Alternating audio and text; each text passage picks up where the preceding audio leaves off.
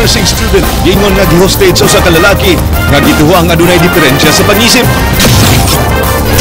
Kapin 59 million pesos nga damage ang inisyal nga kadaot sa agrikultura sa Subo tungod sa nasinati nga dry spell. Patay ang usag amahan nga gidunggab sa iyang anak tungod sa ilang pag-away sa plato nga way hugas. Mga iho nga gidili ang pagpanakop, plastada nga gibaligya sa merkado. Mga telephone companies hangyoon nga himuong libre ang pagpanawag sa mga police hotlines.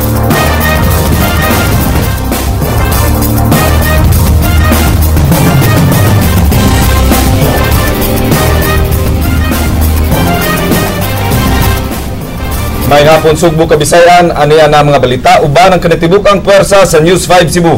Karong adlang Huwebes, petsa 11 sa buwan sa Hunyo, tuig 2015, ako si Glenn Soco. Amo nang hatuda mas sa yung pagbalita inubanan sa mas komprehensibong impormasyon. Ako si Georgia Herrera.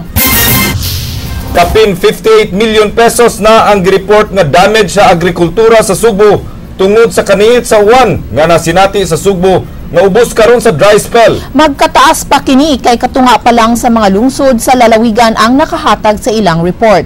Jinky Rosit, Sugin Liming.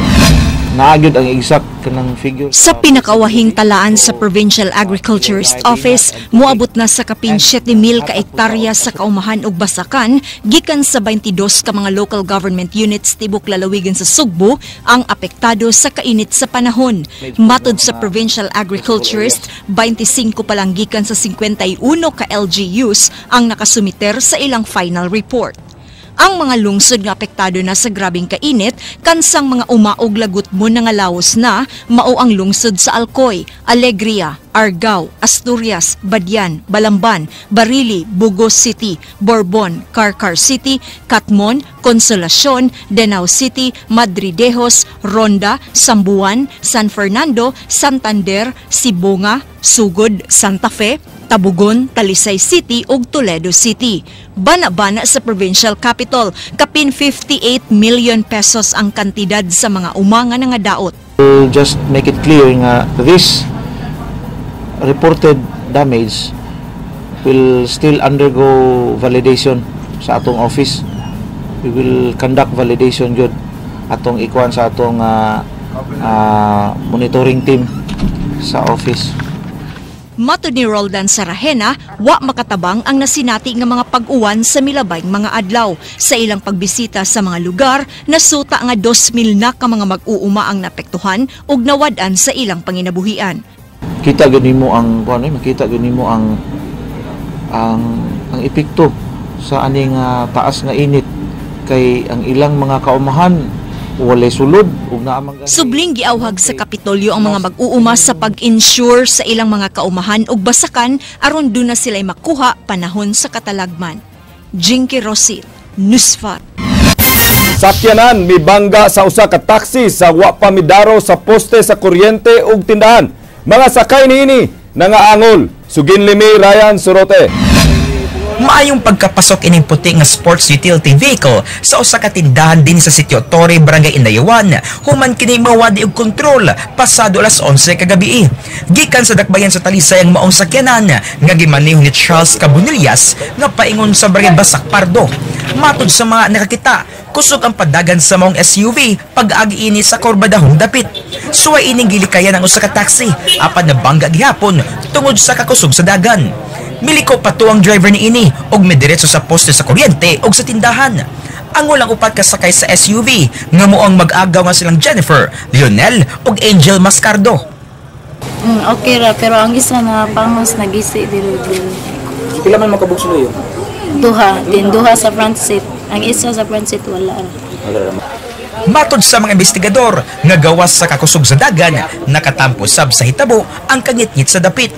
Gimakak sa mga sakay nga nakatagpilaw ug nakainom si Cabunillas. Nagpasalamat ang tag-iya sa tindahan nga way natug sa sud atol sa hitabo. Samtang hapit atake sa nervyos ang tag-iya sa katapad ining tindahan kay paingon na unta silang mga tug. Kawasa ko, salamat na lang nga dili di ay. Pero mo lagi na dili sad maayo ba kay may mag sayon ra. Gipasalig sa driver nga abagahon niya ang pagpaayo sa taxi o pagbayad sa danyo sa tindahan. Ryan Sorote, News 5. Gipatay sa usa ka anak ang iyang kaugalingong amahan human sila maglalis tungod sa wa mahugasi nga mga plato. Nasuta nga nagmaoy ang biktima ug wa na makaagwanta ang suspect sa pagpanapat nga gihimo sa iyang amahan. King Perez, Suginlimi. Sukad pa kagahapon, wa mahugasi kining mga plato sa pamilyang Cardente dinhi sa sudlonon nga bahin sa Purok 3 sa Barangay Bangbang sa lungsod sa Cordova. Ang maong mga plato mo'y hinungdan kung nganong napatay ni Kemph ang iyang 54 anyos nga amahan nga si Everhisto. Nakahiagom og daghang samad sa buko-buko ang iyang amahan, human niya duslaka og kutsilyo kagabi. Voluntaryong mi-surrender sa kapulisan ang 22 anyos nga suspect. Ako mo itong amahan niya. Di sa buwan. Pagkapos ako, intensyon na ito nga, pagkaan yun niya. Para sa bugat ang kaso ba? Matod sa igsoon sa biktima og iyaan sa suspect nga magmaoy ang iyang igsoon kon mahubog og naanad na sab sila sa kanunayng panaglalis sa amahan ug anak. Apan wa magtuosin ng Gloria nga mapatay sa iyang pagumangkon ang amahan niini. Nasayran nga sa wa pa ang hitabo, ikasabaan sa biktima ang kapuyo sa iyang anak nga ginganlan og Ardimel Mahilom kay wa gyud hugasi ang mga plato. Moro man ti ako nadunggan sir nga naglalis sila. Kada hubog ng akong manghod magmaoy manggod na god. Wa na tingali kagwanta ang anak mao tong iyang wa manggod ni kay baw maabadi ay na mahitabo. Matod sa anak nga unang nanghulga kaniya ang iyang amahan, kinsa nagdala og sundang niadtong tungura samtang siya nagdala na og kutsilyo. Bidas man siya, ndag sundang. So si una nga nang hulga doon. Ispatan lang noon.Ado klaro. Base sa investigasyon sa Cordova Police, kulatado sa iyang amahan ng suspect sukad pagkabata. Namatay sabang inahan niini tungod matod pa sa kulata sa iyang bana. So murag na gid siya hatred sa iyang lughan aning iyang amahan. Once mahumbog magmaoy jud. Usahay magsumbagay na sila sir oy. Mo sukol man sad tong anak. Nga dili man ta siya hubog ako man tong ingnon nga likay lang ng inyong amahan kay inana man gyud nang batasan og mahubog magmaoy. Lahing suliran nga kinahanglang iresolba sa pamilyang Cardente mao kon ikiha ang anak nga nabalhog karon sa Cordova Police Station tungod sa pagpatay sa kaugalingong amahan. Dili na ganahan mo pasaka og kaso ang tulo pa ka mga igsuon sa suspect. Apan gusto sa inahan og igsuon sa namatay nga patubagon sa sala si Kemph. Giklaro sa kapulisan nga kundi mahinayon ng pamilya sa pagkiha, di gihapon makagawas ang dinakpan kay sila na mukiha batok sa suspect.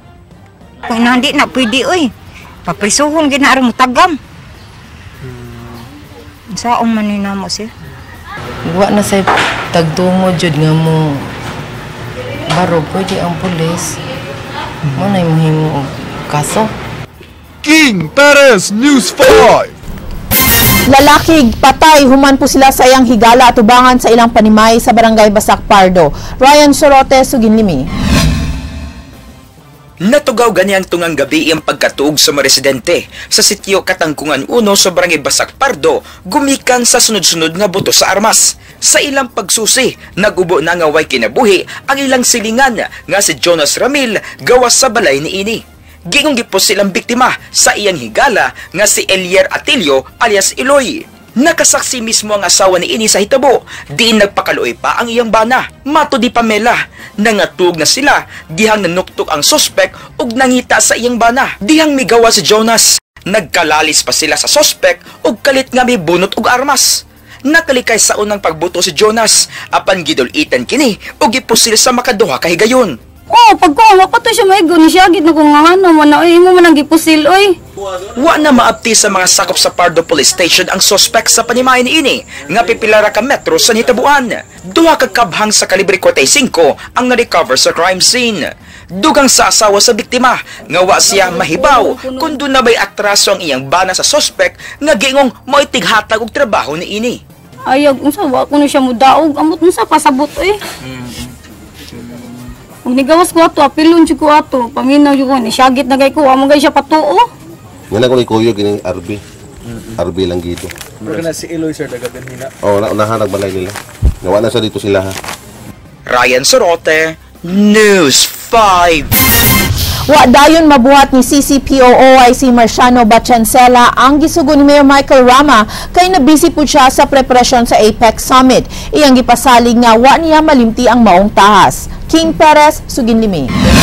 Hapit na mahuman ang gipangayong program plan ni Mayor Michael Rama batok sa mga illegal activities sa dakbayan sa Sugbo. Kini ang gipadayag ni Cebu City Police Office OIC Police Senior Superintendent Marciano Batchancela. Kay hinumduman nga miluwat og pamahayag ang mayor sa miaging semana. Nga wa pa maabot sa iyang kamot ang dugay na niyang gipangayong programa. Matud ni Batchancela nga gisiguro niyang hanay ang gipangayo sa mayor. Una pa kini niya ipresentar ug wa niya kini dali-dalia. Dugang niini nga usasin gitutukan mao ang preparasyon sa maabot nga APEC Summit. Wala. Musabmit dito. Mihatag sa reaksyon si Batchancela sa mga mitumaw nga obserbasyon nga mihinay ang anti-illegal drug campaign sa Cebu City Police Office ubos siyang pamunuan. Padayon gihapon nato wala tamo ko niya it is the marching order of our regional director nga intensify gyud nga atong kampanya sa legal nga drugs. So diligid tang imong pangamo lit up na. Padayon ta niya na. King Perez, News 5. Nagplano ang officer in charge sa Cebu City Police Office nga tagbo ng managdumala sa telecom companies aron i-suggest nga kun mahimo himuong libre ang pagtawag sa ilang hotlines. Kinisubay sa giisa nga sa usa sa mga estudyante diyang mipahigayon sila og information drive sa usa ka universidad. Mubalik si King Perez. Sa Cebu Normal University nang hatag og anti-criminality tips flyers ang pulisan sa dakbayan sa Sugbo nga gipanguluhan sa officer in charge niini ngadto sa mga estudyante. Nakalatid dinhi mga pahimangno alang sa matinunan sama sa pagbantay sa dalan kon ana sa public utility vehicles ug giya alang sa mga kababainan. Anaa sa mga hotline sa 11 ka mga police stations. Ingon man ang pipila ka mga buhatan sa Cebu City Police. Gipamutangan sabog informative sticker sa mga jeep nga nagbutyag sa mga nagkadaiyang modus sama sa salisi gang, bubblegum gang, hold up, laglag barya o guban pa. Wa sab mawa ang ilang mga hotline numbers. Kining incoming biology student, direktang ipadayag kang Police Community Relations Head Enrique Belsinia ang iyang nakitang suliran. Matud niini nga dili sa tanang higayon, dunay load ang iyang cellphone. Mao nga alang kaniya, maglisod siya og tawag sa hotline numbers kung maatlan nga wa siya load sa higayon nga malambigit unya siya og insidente. What if wala load ang tao, sir niya? Nahita boy, kuan sir, aksidente niya, ita kadayal, anak. Muhangyo ta sa atong mga kauban nga naa diya sa palibot nga magpatabang ta. Kay unsa man nato, naman tay time magpa-load pa. Muhangyo ta sa atong mga kauban nga naa sa palibot nga magpatabang ta para makakontak ko dayon og pulis. Pero sir, what if na lang inyo na lang i-access sa public nga di siya kailangan og load sir kay di ba ta kabautanan sir nga motabang tanan? Kinahanglan na siya ato pa nang i-arrange dito sa mga kaning mga sa taga NTC o sa kana ato mo coordinate na. Kasad siya project kung di na nimo siya mabuhat kay kuan sad kanang murag delicate po di mong grado. So more sa delicate ang kuan, ang life sa tao sa during accident. Kay naisa ang mga obserbasyon, bukas si Police Senior Superintendent Marciano Batchancela na pangitaan og paagi nga mahimong mas accessible ang ilang hotline. Iyang plano nga tagbuon sa mga telcos kung unsay mahimo pagtubag sa maong suliran. Mo try lang ta sa pag-coordinate with the telcos kung unsay ilang ikatabang po niya na ilabi na niya ng emergency bitaw nga situation para sa nga makatabang sa sila niya ng atong crime prevention program. King Perez, News 5. Way plano nga mikigsettle ang pamilya sa namatay nga batang lalaki sa management sa St. Anthony Mother and Child Hospital. Gusto nilang masilutan ang mga medical staff sa maong tambalanan nga gingong nagpasagad sa ilang trabaho. Hinungdan nga namatay ang bata sa laing ospital. Leslie Caminado Vistil, sugin limi. Wala mi naghunahunaan ng settlement, mas gusto mi mas maayo mamatay sila or mapriso. Di gusto og settlement ang pamilya sa 8 kabuang batang lalaki nga namatay tungod sa giyong pagpasagad sa mga staff sa St. Anthony Mother and Child Hospital. Kini ang giluwatan siyang iyaan atol sa lubong ni Harry Morgan Ilaya Visaya kagahapon sa May Calamba Cemetery. Muduol sila sa buhatan sa Department of Health, Commission on Human Rights ug sa Professional Regulation Commission aron ipadangat ang reklamo. Gusto nilang bagon ang doktor nga nagkupot siyang pag-umangkon aron makamatngon sa sayop ni ining nahimo ug aron di na mausab pa ang hitabo sa ubang bata. Dili naman namo na mabalik akong pag-umangkon pero mas maayo gyud nga ma-stop ang ilang pagka-incompetent sa hospital. Itugot rasab nila nga mapaubos sa autopsy ang bata kung kinahanglanon sa investigasyon. Nang hinaot si Michelle nga di unta ma-fabricate ang ilang mga dokumento nga gihuptan sa St. Anthony Mother and Child Hospital atol sa himuong fact-finding ngadto sa mga nagkupot sa bata, labi na nilang Dr. Venus Barte ug Dr. Rosel Lampayan. Buot masayran sa pamilya kung unsay sitwasyon sa bata dihang na-admit ug nganong namatay nga unta piskay pa man unta kini. Nga unta mo alarma sa dunta ang mga lain pang inahan nga wala na laing inahan nga maka-feel og ingon ani karon nga mamatay lang anak, maghatod sila sa ilang anak ay tungod lang sa kapabayaan sa ospital. Ni duol ganito ang ospital kay para maayo, para naay dextrose, wala na nun dextrose kay di ko na maklaro sa suga. Leslie Caminado Vistil, News 5. Girekomendar ang pagbutang og psychologist sulod sa CPDRC ug pagpa-check up sa doktor niadtong mga pinirisong babay nga gingong nasudlan og daotang espiritu. Jinky Roset, sugin limi. Personal nga gihimamat ganiha sa psychologist gikan sa Pink Room sa Vicente Soto Memorial Medical Center si Geraldine, ang inmate nga mo'y unang gibaniog na nasudlan og daotang espiritu sud sa prisuhan sa CPDRC. Matod sa psychologist nga si Rose Gonato, nabalik na sa normal ang babaeng inmate ug ang nahitabo kaniya bunga lang sa nagpatong-patong nga problema sa pamilya ug sa iyang kaso. Iyang girekomendar nga ipahiling kini sa mental health professional ug pagbutang og in-house nga psychologist sa jail. Ang nahitabo sa 11 niyang mga kauban, epekto lang sa nakita nila kang Geraldine. Lisod kayo mag-conclude og possession. Kinahanglan ginataas kay na process. So, dili pud kayo dita authority ana. So, na i-consult pa na nato. Matod ni Gonato, posibleng mubalik ra gihapon ng ilang nasinati nga simptomas. Iyang gisugyot ang kanunay nga pagpaniid sa kahimtang sa 12 ka piniriso. Now is if ever manifest nga behavior is i-separate lang usa to para di madunggan sa uban, dili sila dili sila ma-affected ba. And then naalang gyud ka na siguro mo ra bag support person ani nga babay para masultihan niya sa iyang mga problems. For now maora gyud na. Ang jail warden sa CPDRC uyon sa pagbutang og usa ka psychologist sa maong prisuhan apan mag-agad lang sila sa budget alang niini gikan sa provincial capital.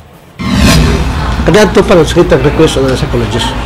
Daghan kay atong inmates nga depressed. Jinky Roset, News 5. Kalapasan sa ordinansa sa lalawigan sa Sugbo ang pagpanakop ug pagbaligya sa mga iho sa kadagatan sa Sugbo. Apan didto sa Bantayan, gipamiligya kini sa ilang merkado. Andrea Patenya, sugin limi. Sa Facebook page sa user nga Marikit Swimwear, gipost ang mga litrato nga kuha sa usa ka maymay, diin makita ang pagpamaligya og giingong coral cat sharks ug juvenile nurse sharks sa merkado sa Bantayan niadtong miaging semana. Ang maong Facebook post gipadangat ngadto sa media ni Vince Sanchez, Philippines Oceans campaigner sa Greenpeace Southeast Asia. Laing hulag way sab ang gipada ni Sanchez nga kuha ni Ferdinand Adralin, diin makita ang shark meat nga gituhog aron himo barbecue sa Bantayan ni atong Holy Week. Sa Amended Ordinance 2012-05 kunang Provincial Fisheries and Aquatic Resources Ordinance of Cebu, gidili ang pagpanakop, pagtiner o pagpamaligya og bisan unsang species sa shark o iho dinhi sa Sugbo. Kaniadto bugtong thresher sharks, whale sharks kun butanding, giant manta rays kun sanga, ug sunfish kun mola-mola, mao'y dili nga dakpon dinhi sa Sugbo. Apan giamendar ni Board Member Tadeo Owano ang ordinansa, ug giapil na ang tanang matang sa iho. Ug ang Sugbo ra mao'y dunay ingon ini nga ordinansa sa tibuok nasod. 5,000 pesos ang multa sa violators ug mapriso sud sa usa ka tuig. Sa press statement ni Sanchez, gibutyag niini nga di gyud unta angay panakpon ang mga iho Subo, sanglit sila ang timailhan nga maayo og kahimtang ang marine ecosystem diin sila nahimutang. Mipay mangno kini nga delikado ang pagkaon sa shark meat kay duna kini taas nga level sa toxins. Gikasagmuyo ni Sinches ang padayong pagpanakop og mga iho ug pagi, hilabi na nga bag-uhay rang gisaulog ang World Ocean Day niadtong June 8. Nanawagan sila sa mga LGUs sa striktong pagpatuman sa provincial ordinance aron mahunong ang illegal nga kalihukan. Mato di Bureau of Fisheries and Aquatic Resources 7 Regional Director Andres Bohos, wa pa siya kadawat sa revised provincial ordinance, apan nanawagan kini sa mga mananagat sa pagsunod niini. Andam silang mutabang sa Anti-Illegal Fishing Task Force sa probinsya sa pagdakop sa mga violators, apan kinahanglan usan ilang i-verify ang maong report. We will also do our part. So, unsa man sir mo coordinate mo sa LGU? Mga naimbuhatan. Simple lang. If there is a law, we have to follow the law. In the case of Cebu, tanan nga mga nanagat sa Cebu, dapat magmatngon nga di sila makakuha og iho o di nila dalhon. Apan gipasabot ni Bohos nga dunay mga higayon nga di gyud malikayan nga maapil ang iho sa pukot sa mga mananagat, mao nga tambag niya nga kung mahitabo man gani kini, di lang gyud kini ibaligya sa merkado. Mahitabo galing na, pas main lang hindi butang merkado. Ina na lang isuran mo patay na kay mura man og di pun mahin tan-awon nga ila lang ibilin tus dagat tungod kay patay na tungod kay na ibalaod. Ato naman gipasabot ang mga host ana mga way back 1980s. Kay kanang awa kanang prosam kanang mother bangos gidili man na. Duha pero naman jud maintanggol sa net kay wall of death lagi na siya once isip na imong net to whom it may concern na siya. Samtang ang Greenpeace makigalayon sab sa task force sa pag-umulog implementation plan alang sa hugot nga pagpatuman sa ordinansa. Andrea Patenia, News 5. Wa mahulgwa ang Pangulo sa Probe con Prevention Restoration Order Beautification Enhancement nga si Raquel Arce sa bahad ni Tomas Osmeña sa plano ni ining pagpasaka og kaso batok kaniya. Matud ni Arce nga di bago alang kaniya ang maong lakang sa kanhing mayor kay mausab kini ang iyang gibuhat nilang City Treasurer Diwa Cuevas ug Attorney Jerome Castillo. Kasong abuse of authority and illegal demolition ang ipasaka ni Osmeña subay sa pagpatuman ni Arce sa demolition sa kapin 20 ka panimay sa Maria Cristina sa Barangay Capitol site ni adtong miaging buwan. Gipasabot ni Arce nga wa siya gilapas nga balaod sanglit igo ra siyang nitrabaho og nituman sa mando ubos sa Executive Department. Ang bago para nako siya mismo mao'y mo file og kaso kay sa ako ang nahibawan or nahinumduman wala man may nga siya direkta na involved or na direkta nga nakakuan sa amo ang clearing operation. Dili man siya mo direkta nga concern sa clearing operation. Nganong siya mo manguna og fire kaso. Simple nga kasahulugan ang himuon sa Kapitolyo sa ika-117th nga Independence Day ugmang adlaw. Matod sa Information Officer sa Kapitolyo Ethel Natera, bisan og holiday ugma, kinahanglan motambong ang mga empleyado sa Kapitolyo alang sa wreath-laying ceremony ugma sa buntag. Panguluhan ni Vice Gobernador Agnes Magpale ug mga provincial board members ang maong kalihukan. Si Governor Junjun Davide Milarga paingon sa dakbayan sa Iloilo alang sa pag-uban ni Presidente Noynoy Aquino. Si Presidente ato sa Iloilo mag-celebrate sa Independence Day. So naa dito ang kadaghanan sa mga gobernador, mayor.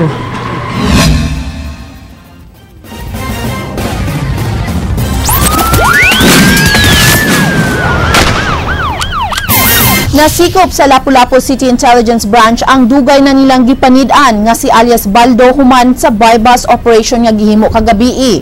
Naatlan sa kapulisan si alias Baldo sa iyang gipuy-an sa Kanulog, Barangay Babag ug nakuhaan og 2 ka medium ug 4 ka gagmayng pakete sa shabu nga mobalor og 120,000 pesos. Gingong milaylo sa pagpamaligya og droga si Baldo human masikop ang iyang silingang drug pusher sub nga Brian Augusto niadtong miaging buwan. Subay ang mga operasyon sa nadawat nga reklamo gikan sa usa ka concerned citizen ug sa mga opisyales sa maong barangay. Usa ka level 3 drug pusher si Baldo nga makahurot og di mo menos sa 200 grams nga shabu matag semana ug mamaligya sa kasikbit nga mga barangay.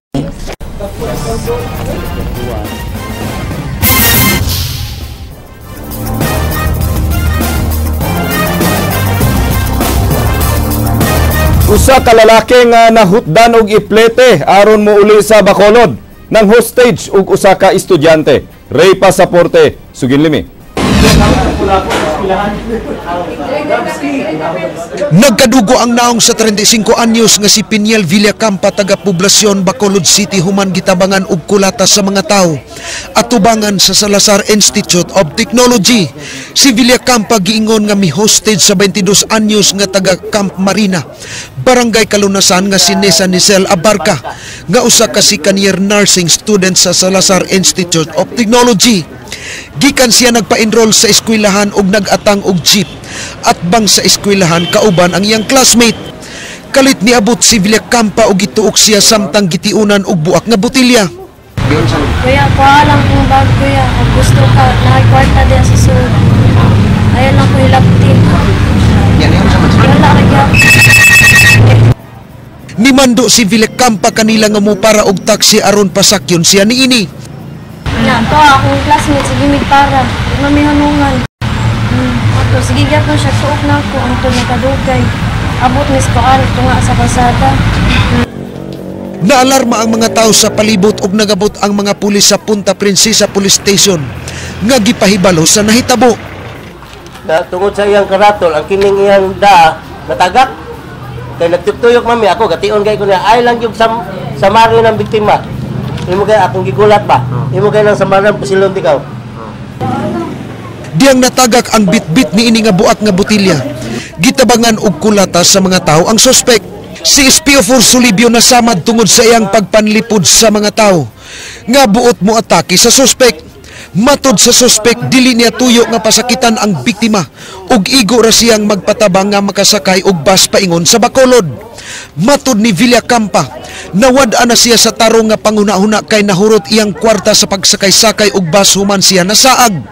Nabot siya sa Bato Sambuan Inay mo paingon sa Toledo City aron mulabang ngadto sa San Carlos City para muuli sa Bacolod. Kay adto na siya patrabahoon sa iyang asawa. Sa iyang pagbalik-balik, nahurot iyang kwarta nga sa iyang pagtrabaho sa usa ka construction sa Camp Lapu-Lapu Elementary School. Mama, ano namang inakbaya mo namang sabi ko sa kaibigan niya na kumuha ng sasakyan, uuwi na, gusto kong umuwi sa Bacolod na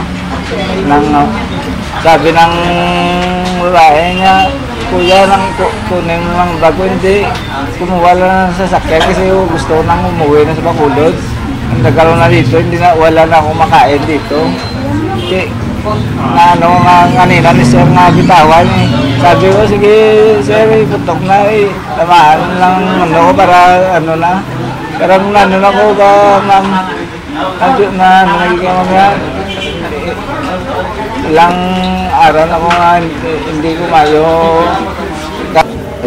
Ang suspek kasamtangan karong gibalhog sa detention cell sa Punta Princesa Police Station ug gipaabot nga pasakaan siya og tukmang kaso. Ray Pasaporte, News 5. Dunay mga kalihukan nga giandam ang lokal nga kagamhanan sa Dakbayan sa Subo alang sa Independence Day. Mao nga lauman nga mubugat ang dagan sa trapiko kay dunay pangsirad-an nga mga dalan ang Cebu City Traffic Operation Management. Konsitom, mubalik si Ray Pasaporte. Sugod sa alas 12 sa udto sugdan sa Sitom, ang pag-clear sa kadalanan og inig alas 2 di na paagian ang Dan Iscario Corner Juana Osmeña Boulevard hangtod sa Basilica Minore del Santo Niño nga maoy ruta sa himuong parada. Sirad-an sab ang diha ko sa paingon sa Senior Citizens Park, dayon liko sa MC Briones, diretso sa MG Quinco dayon sa Plaza Independencia, diin tapuson ang parada og ipahigayon ang usa ka programa. Di mo minus 10,000 ka tawo gikan sa nagadayang sektor ang gilauman nga musalmot sa maong kalihukan. Gipaabot sab sa Sitom ang mga dagkong sakyanan sa kapulisan, rescuers ug uban pang mga moapil sa parada. So doon ay mga dagkong daan nga mapiktuhan sa mapanalitan ining tibok daan sa Iscario, tibok daan sa B. Rodriguez o sa Maxilum, kay ana man moagi ang parada sa Rotonda, dakong daan sa Inbacalso P. del Rosario, kining taas nga daan sa San Janco, taas nga daan sa Colon, o niya taas nga daan sa Diacosalem, tibuok MC Briones maapektuhan ug ang MJ Cuenco palibot sa Plaza Independencia. Dugang ni tumulak nga kadtong mga sakyanan nga paingon sa north ug south area mahimong moagi sa SRP pinaagi sa tunnel. Laing auhag niini nga kun duna sila'y naka-schedule nga lakaw ugma. Ilabi na sa hapon mangita na lang og laing agianan o kahaisibog na lang sa laing adlaw ang lakaw ug buntag na lang kini lakton. So pinagi sa pagpangandam natong tanan, maminusa na to ang traffic ana adlaw. Pamuban usab sa sitom ang ruta sa mga pampublikong sakyanan ilabi na ang ruta sa Guadalupe ug Banawa. Kinahanglan musubay sila sa Virama ug kutob ra sila sa Dan Leon Kilat ug mausab ang ruta sa Labangon ug uban pa nga naa sa South area. Ray Pasaporte, News 5. Tomorrow is Independence Day, Yes. Attorney Georgia. It's holiday tomorrow. It's a very meaningful day sa ato ang Yes, nasod. in celebration of our independence. So, it's a long weekend for everyone also. Sa atong awhagon na ato mga kabatanunan no nga mag-research about Independence Day. No? So, Kay night trivia, daghan sa name mo galing. tomorrow. Daghan pa tag mga impormasyon nga atong mabalita tomorrow no about our Independence Day celebration. That's right. Bawkad to ang mga balita sa Aksyon Bisaya, kinisiglan sa ko. Daghang salamat. Ako si Georgia Herrera. Bisan asa, bisan kanusa, kapatid. Kay gilang kutob sa balita. Aksyon!